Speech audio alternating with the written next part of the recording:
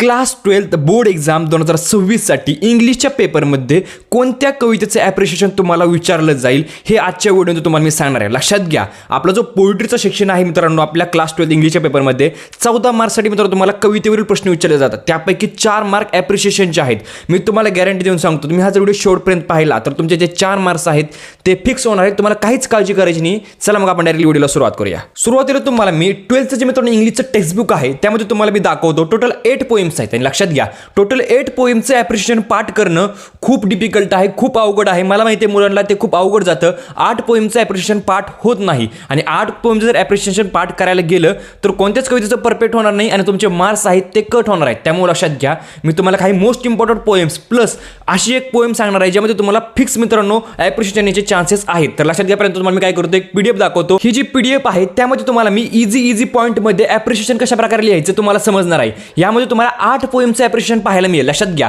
ही PDF मी download करू शकता. याची लिंक आहे ते डिस्क्रिप्शन बॉक्समध्ये दिलेली आहे. तुम्हाला काय करायचं, सिंपली ही पीडीएफ डाउनलोड करायची आणि त्यानंतर सर्वात महत्त्वाचं म्हणजे मी तुम्हाला सांगितल्याप्रमाणे 8 पोएमचं ॲप्रिशिएशन पाठ करणं खूप अवघड आहे.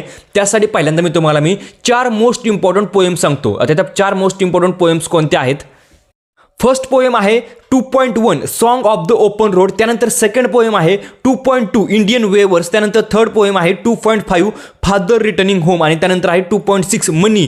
ह्या ज्या 4 पोएम्स आहेत त्यातील खूप जास्त चान्स आहेत तुम्हाला मित्रांनो ह्या पोएम्सवरती तुम्हाला ॲप्रिशिएशन विचारलं जाऊ शकतं. तर तुम्हाला काय करायचं आहे, पहिल्यांदा या 4 पोएमचं ॲप्रिशिएशन परफेक्ट करायचं. परफेक्ट कशा प्रकारे करायचं, मी जे तुम्हाला पीडीएफ दिलेलं आहे ते डाउनलोड करा. ते जेव्हा तुम्ही रीड करा खूप सोप्या भाषेमध्ये तुम्हाला मी ॲप्रिशिएशन कशा प्रकारे लिहायचं आहे त्यावरती तुम्हाला समजून जाईल. आता त्यानंतर तुम्हाला मी सांगतो एक अशी कविता सांगणार आहे. ती कविता तुम्हाला कुठं सांगणार आहे, मी तुम्हाला आपल्या टेलिग्राम चॅनलवरती सांगणार आहे. टेलिग्राम चॅनलची जी लिंक आहे ते डिस्क्रिप्शन बॉक्समध्ये दिलेलं आहे. त्यावरती क्लिक करा, टेलिग्राम चॅनल जॉईन करा.